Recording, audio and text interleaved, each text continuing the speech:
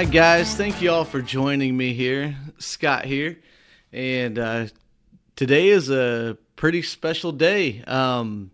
7 years ago, my band Midwest Avenue released our first, well, I guess you'd call it our first EP, called Red Wine. To give you a little context why I was kind of hesitant on that is because Midwest Avenue has such a long historical track record in my life. Back in high school, it was originally a family band. Me and my dad, my uncle, and my cousin. Me and my cousin came up with the name Midwest Avenue, and played a lot of shows out while I was in high school and different things like that. We did release an EP back then called Unique. All songs written by me and my cousin Josh. Then that kind of just went away after a while due to people, just life happening. And then years later, 2011, Midwest Avenue, this version we're talking about now, that was comprised of me, Steve Vincent, my dad, Scott Ferris, and Steve Farmer from Jacksonville. We recorded an EP called the Red Wine EP. And basically what it was is some song. I'm going to talk about the songs, but it was a big thing for us. It was my first time really like recording or trying to record. I mean, I tell you what, I used vocal mics to mic up the drums. I did all the production and engineering. I guess you'd call it engineering. Miking up the drums there in our practice space and recording everything through a live mixing board that we used to run our live shows with. Then I went back and re-recorded the vocals. I had recorded a scratch vocal for a scratch vocal is basically, it's you singing the song, but it's not always your best effort. Because especially if you're doing a recording session all in one day, you definitely want to do the scratch vocal and not like put your all into it, because you want to save your voice for the actual vocal recordings. So that's what we did. And the first song on the EP is called "I Want You Back," and it was a lesson learning thing for me in recording and knowing that and learning that a song, the way you wrote it, isn't always going to be the way it ends up being. Because this song was originally a slower song, but we I did it a little bit faster. It wasn't even really planned, it just kind of organically happened. And oddly enough, this song, I had the verses written in the bridge, but I did not have the chorus written. And for some reason, we just went ahead and did it, and I just wung it on the chorus on the scratch vocals, rewrote it a little bit later. But yeah, and I remember this song was originally the main instrument featured was going to be the keyboards that Steve Vincent was playing. But he's like, let me lay down a fiddle part on this too and kind of see what it sounds like. Ended up being the main lead track was the fiddle part for "I Want You Back." And it's still probably one of the best, one of my favorite fiddle like leads in a song or melodies. So, yeah. So we'll move right along to the next song, which is "I Don't Belong to You," which really kind of was the foundation of the band at that time.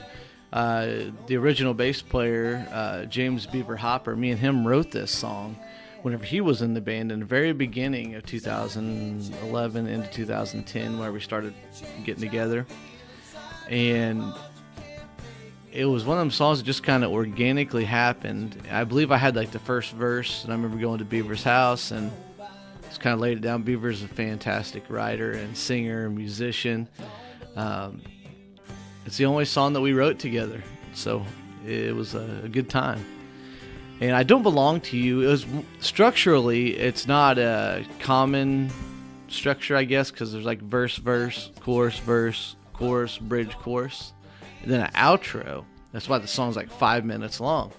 But yeah, it was it quickly became like I guess like our first song that we were known for. And we were known for it from our live shows. We had never recorded it besides the live video that was up on YouTube. And people really dug it.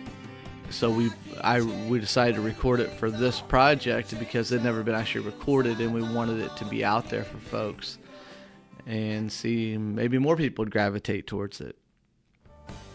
And speaking of songs that were written previously, all right, take that back. Me and Beaver wrote 2 songs together. His fingerprints are on this next song called "The Worst of You Gets the Best of Me," possibly the longest song title ever. And we wrote that along with the original, I guess not original, but like she was the original lead singer in this incarnation of Midwest Avenue. Her name was Megan Hedinger. And we wrote this song at Beaver's house shortly after "I Don't Belong to You." And we recorded a quick demo of it, which is included now on the extras on the EP. I added some extra demos that we did of some other songs where you can hear the duet version. But that song was vastly one of the biggest reasons we got a lot of shows that we did at the time, because a lot of, like, it was kind of just the song people knew us for after "I Don't Belong to You." And I remember playing it out and seeing people sing it back to us, and I'm like, we got something here. But at this point of the Red Wine EP, I'm the only lead singer in the band. So how do I turn this duet into a solo song, so where there's just one singer? So I rewrote a couple of the lines, and it worked. I guess we were kind of trying to build off the steam that we had, and also, just like "I Don't Belong to You," keep some familiarity with the folks that had followed us from the beginning and try to make it new again. So we did that. It has a cool little banjo roll in the bridge that I dig, that was kind of spontaneous and was only done on the recording, which wasn't done live because it was a keyboard-centered song for Steve to play. Then next up is the title track, "Red Wine." Originally, no fiddle on this song either, but for those of you that do know the song, fiddle is the main lead instrument, and it's I still remember my buddy Matt Seats telling me, I saw him at Casey's gas station. He had the CD in his truck, and he's like, "Man, that is one of the most beautiful or professional sounding like lead parts." That intro of that song, and the song "Red Wine," on the flip side, like "I Want You Back" was supposed to be a slow song. "Red Wine" was actually a faster song that we slowed way down, which happened organically during recording this. And I think it really benefited the song in making the choruses easier to understand vocally, for one. And that was Steve Vincent doing the backup vocals with me on there. And hearing back, like, me sing these songs, like, it's like I was a different singer then. You change as you progress and get older. And my voice had more of a softer tone on this EP, if you can. To me, it's what it sounds like. Now, to you all, may just sound just like regular old me all the time. So I don't know, but to me, that's what I get. And then I remember I didn't have a bridge written for this song, so I combined the 2 pre-choruses together to make the bridge. Lazy songwriting, looking back. But hey, it worked for the song. Then the final track is "Wrapped Around Your Finger," which was not a song that we were playing live at the time. It was a song I had just written as we were starting this project.